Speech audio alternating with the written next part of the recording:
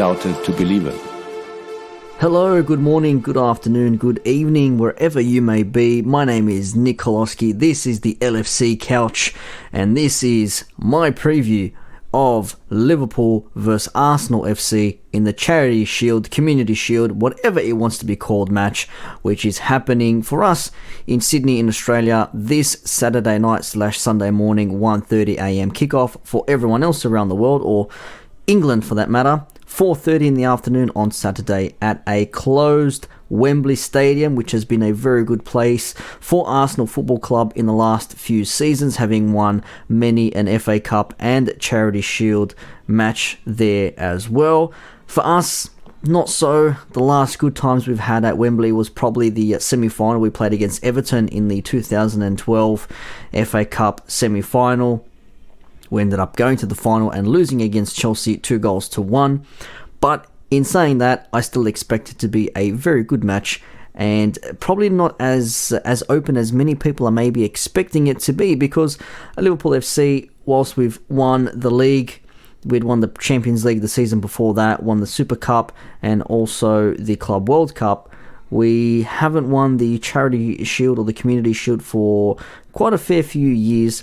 And even though some may look at it as a glorified friendly, to me personally, yes, it could be, you could see it as a friendly, but it is still a trophy to which you can etch your name into the back of it. And as Liverpool FC, we are a club all about honours, and another trophy, no matter how big or small, is another trophy in the history books. So I definitely want to win this match against Arsenal FC, who won the FA Cup, of course, beating Chelsea in that semi-final only 30 odd days ago.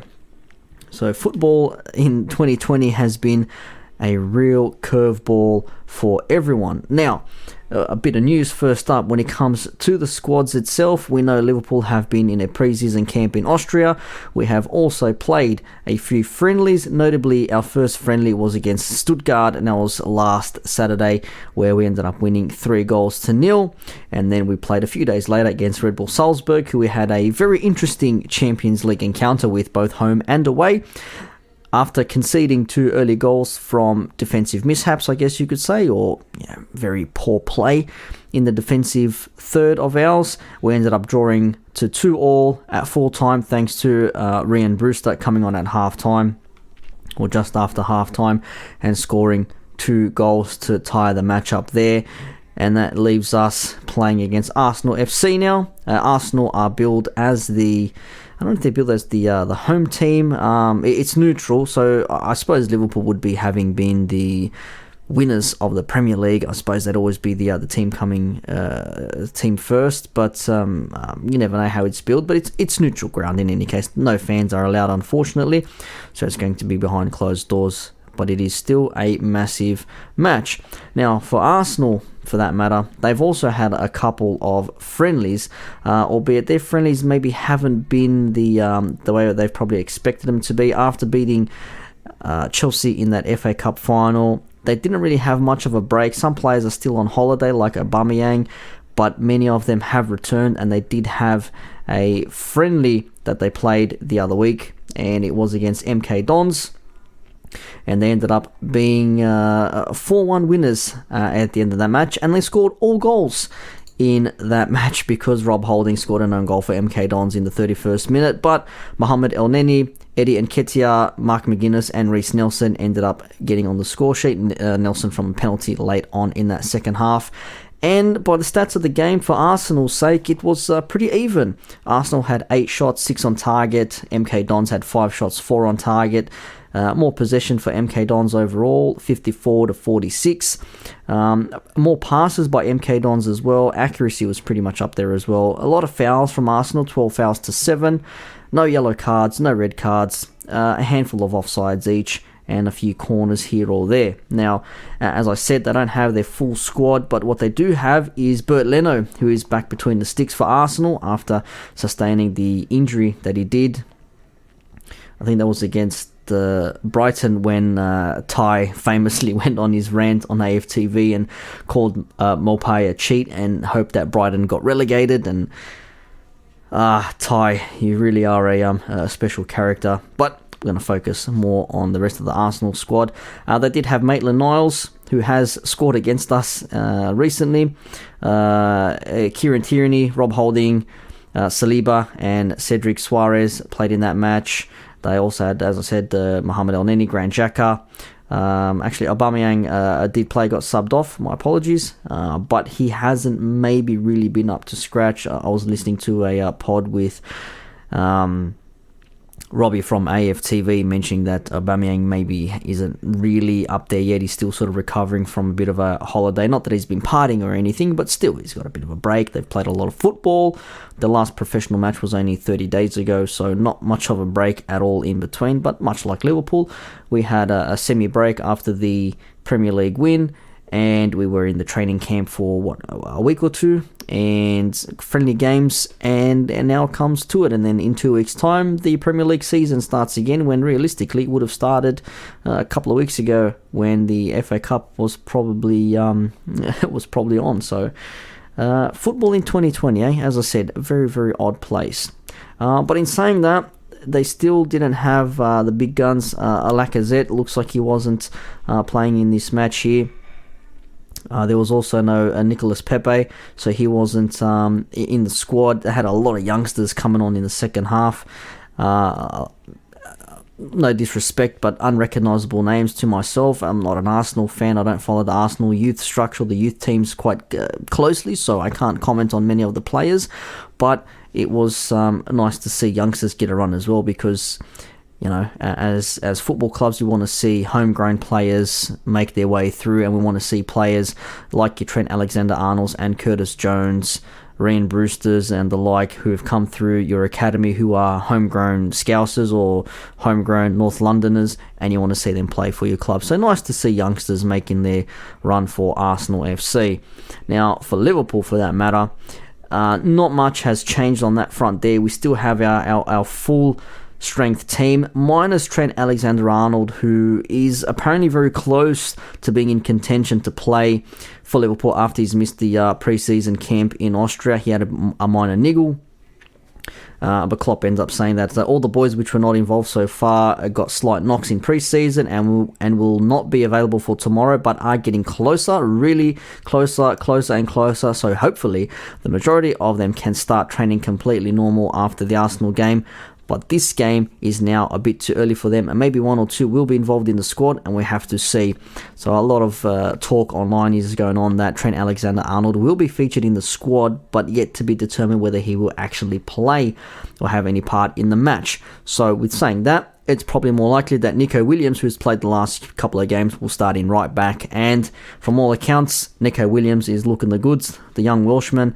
He could be a good replacement for Trent Alexander-Arnold if Trent is to be injured and not taking any part in this match.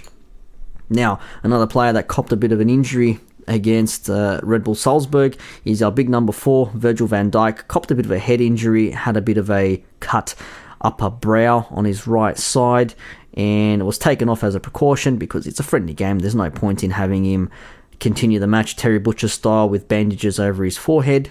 No point. Take him off, rest him, bandage up his cut, give him stitches, whatever you need to do. Put some Vaseline on there, or whatever people call it overseas, Neosporin or whatever, and be done with it, and have him ready for this match against Arsenal. So he most likely will be playing. I don't see why a little cut above his eye is going to keep him out. No chance, because Virgil van Dijk is tough as nails. Another couple of players that are out as well. We know that Oxlade-Chamberlain is out. He copped a bit of a knock in, I think it was in the pre-season as well. So he's out. We know that he won't be there. Henderson also is close to maybe coming back. Henderson and Matip, I mean, Klopp says they're looking good. They're on their way. Ox is early stages.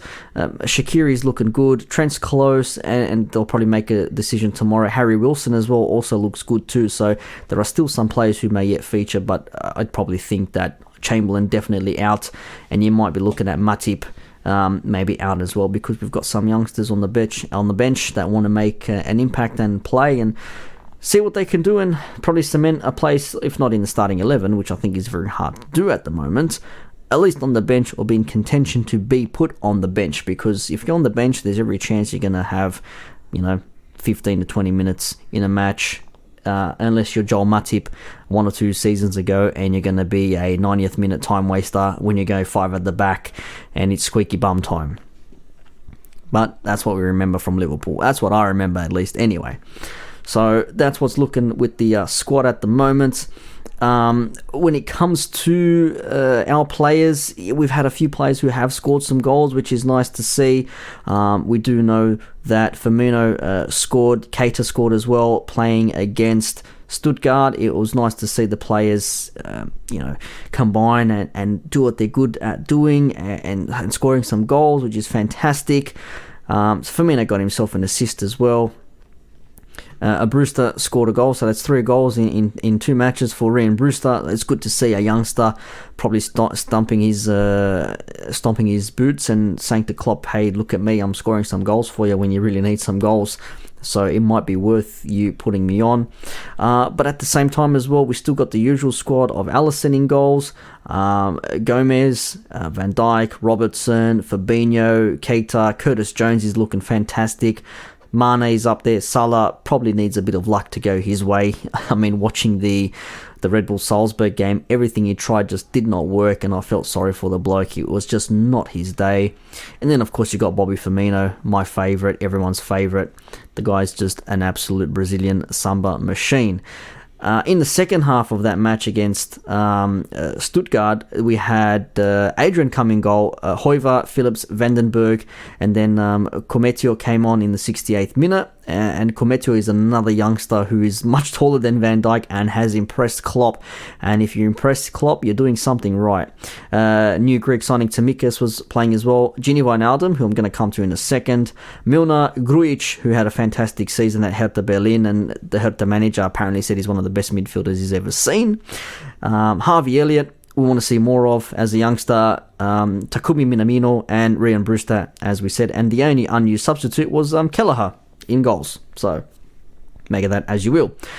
So that was the game against Stuttgart, and then a few days later we played against Red Bull Salzburg, as I mentioned, and again we started with our strong starting 11, and that was a bit of a calamity because we conceded some very cheap goals that really is very unlike Liverpool. But I'm coming to a point with this because it ties in with this Arsenal match in the Community Shield. Again, in this game, we started with Alisson, Williams, Gomez, Van Dijk, Robertson, Fabinho, Wijnaldum, this time Keita, Mane, Salah and Firmino. And in the subs, we had Adrian, Kelleher, Milner, Grujic, Jones, Minamino, Tsimikas, Brewster, Phillips, Hoiver, Elliott, Vandenberg and Cometio. And in this game, we pretty much fell asleep from the get-go. I think Salzburg were just much quicker, much more agile. We had a lot of rust showing in our game, I thought, having played in a very waterlogged, flooded pitch in the Austrian Alps only a couple of days ago, to be playing in Salzburg to a nice green lush pitch, and also with some fans. There were 1,000 fans that were allowed to attend the match. It was nice to actually hear real people cheering and booing and hissing and clapping in a football match rather than having an audio track playing over the background.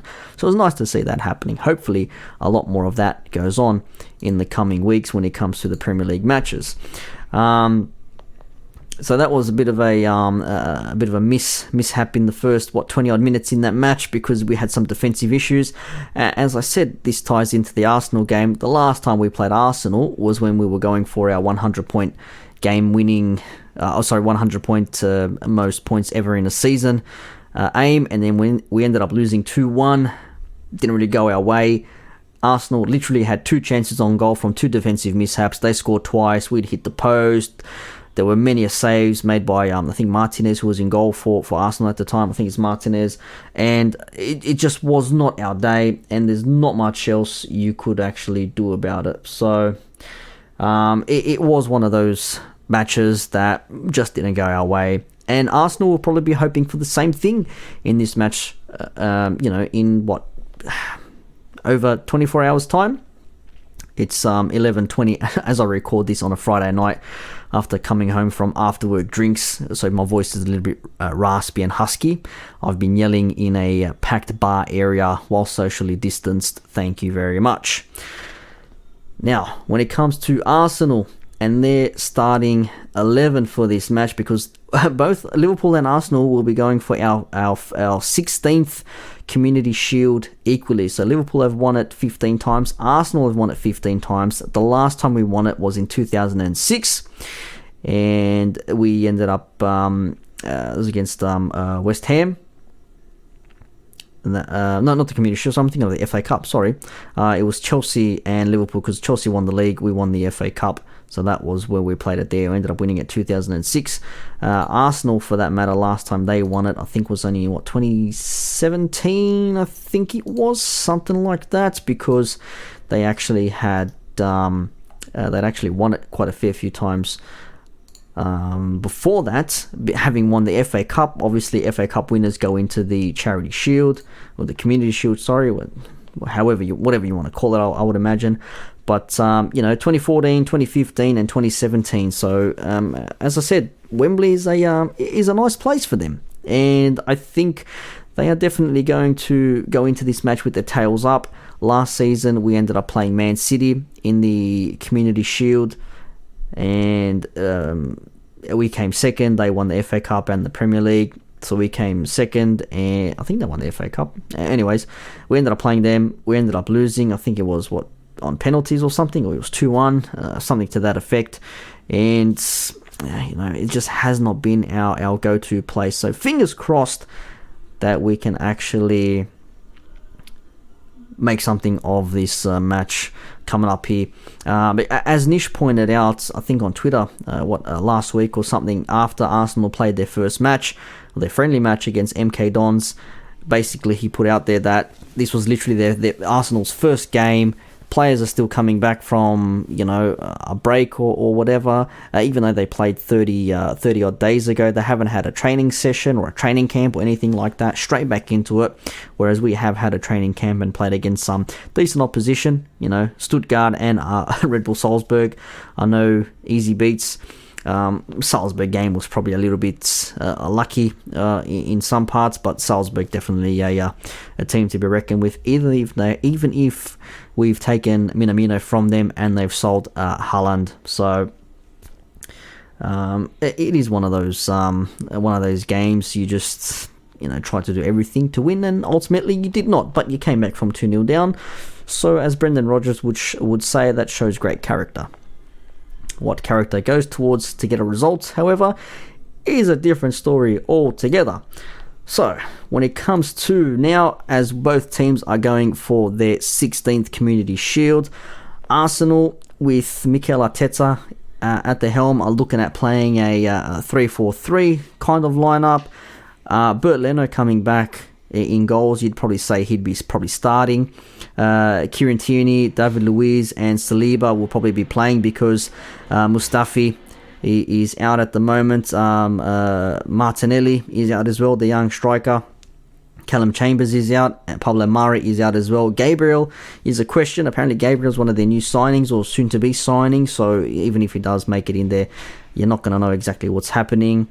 In the midfield, Maitland-Niles, as Ceballos is no longer at Arsenal, he was there on loan from Real Madrid. You probably think that Torreira will come into play alongside Granit Xhaka and Cedric Suarez. Maitland-Niles and Suarez would be the wing backs, so they'd be going when attacking in a 3-4-3, and probably when defending in into a 5-2-3 of sort, or 5-3-2, depending on how Mikel wants to play it. And of course, up front, you've got Aubameyang, Nketiah, and Nelson.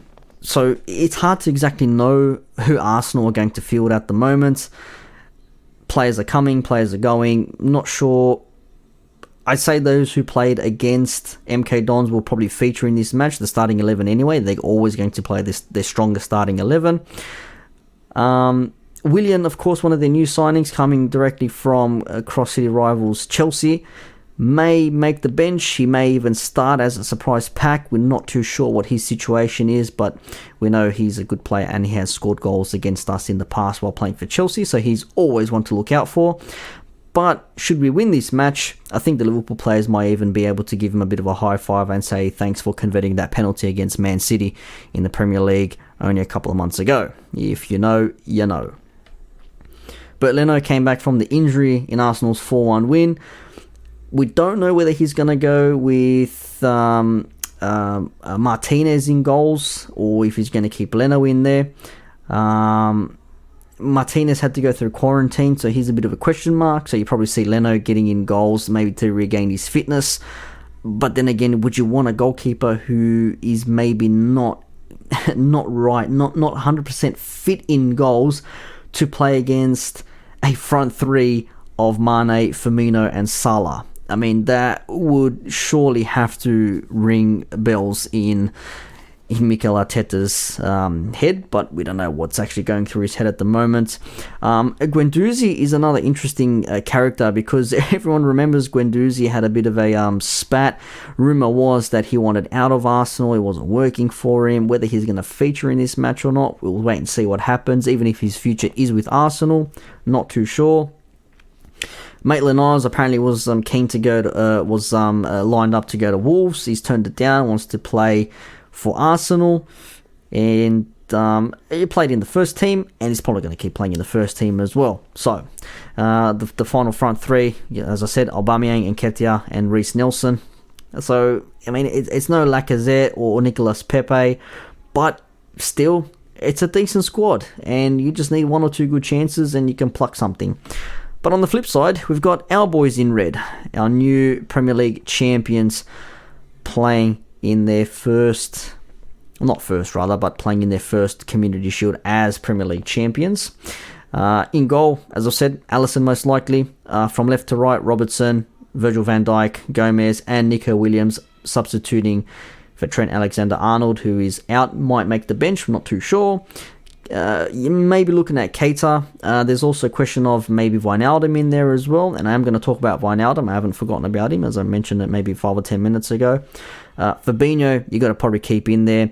And Curtis Jones, with Chamberlain out and with also Henderson out as well, I think Jones will continue his run. He's looked very, very good on the ball, it has to be said. Very creative, a driving force going forward. So you might see Fabinho sitting, Keita maybe roaming left to right, and Jones just doing his thing in the middle, linking up with the likes of Mane, Firmino, and Salah from left to right as well. And fingers crossed that combination is going to work out well for us. Now, as we mentioned earlier on, Trent's back in training, Henderson's in training. We'll see what happens with those fellas, if they're going to make it or not. Brewster, he had some good matches, good moments. 3 goals in 2 matches for Liverpool after a good stint away at Swansea, scoring 10 or so goals. I think it was something to that effect whilst on loan. And Championship's not an easy league to play in, let's be real here. We've seen some of the matches that go on in that league, not the easiest thing. Van Dijk's back from his little cut above his eye, that's not an issue. But the big question, finally we're going to get to it, Jorginho, Gini, Wijnaldum.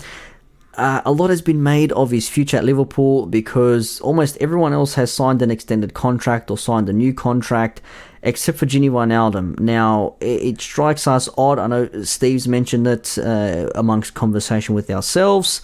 Our fabulous graphic designer and artiste, Steve Wilding. Love his work. You should check him out. And basically, it's a question of whether Wijnaldum has been given a contract but doesn't like it, or hasn't been given a contract and is looking elsewhere, because we're looking at Thiago Alcantara coming in from Bayern Munich. And at the moment, we don't know what's exactly happening with that as well. Strong rumours or strong suggestions reckon that he is going to come to Liverpool. There's maybe a question mark on the fee because of the player's age. And Wijnaldum may be looking at what's happening with Thiago first up, and then when there is some concrete news about Thiago, then he may decide to move over to Barcelona, which is the club he's been linked to, because his former Dutch national team manager, Ronald Koeman, former Barcelona player himself, is at the club and is looking at bringing Wijnaldum in there. So there's a question.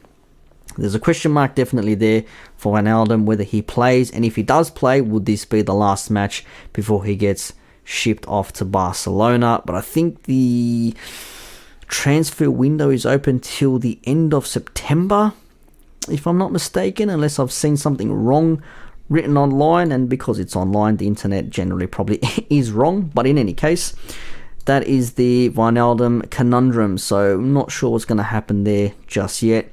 But of course, you're going to get the usual people on the on the subs bench. You're going to see Adrian.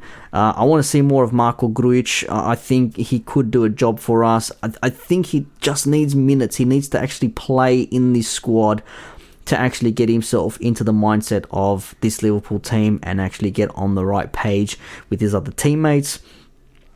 Minamino, he's looking better and better as every game plays on. He's had a good 6+ months with the squad now to learn the system, learn what's expected of him, learn how his teammates operate as well. I think that's a very big thing, learning how your teammates run their business, because if you know how your teammates operate, it makes everything much, much easier. You know where to be, how to play the ball, what to play, etc., etc. Brewster, I do think he'll get another run in as well, especially if the game's not going our way. I think Klopp will be tempted to put the youngster on the pitch and see if he can nab us a goal or two. Tsimikas, if Robertson does seem to bomb up and down the wing and tire out, I think Tsimikas will be definitely having a run as well. It's not a friendly, so you can't play. I don't think you can play as many subs as you want as you could a friendly. You can't swap a whole team at half time. I think you might be limited to the 3 subs unless they've changed it to 5, but I don't think many of the clubs have actually agreed to the 5 sub rule, so it might be back to 3. So you could be looking at Minamino, Tsimikas, and maybe a Brewster coming on. But then you've also got a Phillips, you've got a Hoiver, you've got an Elliott, Vandenberg, and a Kumieto. So you don't know exactly what's going to happen in this match, but dare I say, these are the players that are going to be on the bench. You probably, even Milner might even start, actually, come to think of it, in the starting 11. If it's not going to be Jones, you might be looking at Milner for a little bit more solidity and letting Keita do the running around, because he's been looking sharp. So it's going to be a tight match. I don't think it's going to be as open as people expect it to be. I don't think Liverpool are going to be as... what's what I'm looking for? Precise as many people want them to be so early in a season, even though it's so late in a pre-season. Arsenal could find themselves in some luck if they can pluck a goal or fashion a few chances out of somewhere.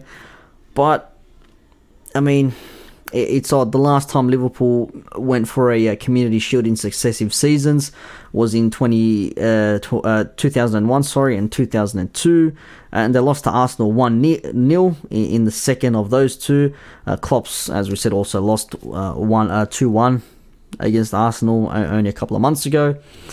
And Arsenal have only lost the Community Shield since they've been in there, I think, to Chelsea in 2005, the year before us. And they've also won on penalties. So yeah, Charity Shield is a good little trophy for Arsenal in the last few years. But as I said at the start of the show, you do think that whoever wins this is going to be thinking like, oh, it's nice, we got a trophy, cool, it's a glorified friendly. And the people that are going to lose it are going to be thinking, well, it's just a friendly, it doesn't really mean anything. But as I said, it's a trophy.